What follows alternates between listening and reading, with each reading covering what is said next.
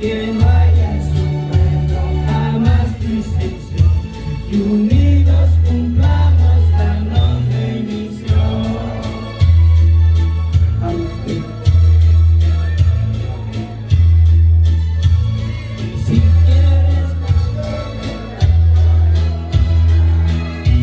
con un pacto eterno te van a añadir la Biblia completa, tendrás que aceptar un solo rebaño, un solo pastor, una sola iglesia. Hoy quiere el Señor que no haya en su pueblo jamás disensión, que unidos cumplamos la noble misión. 29 verdades debes aceptar, las leyes de Cristo debes de cumplir. La iglesia de Dios hoy se prepara ya, porque ella es llamado pronto ha de venir.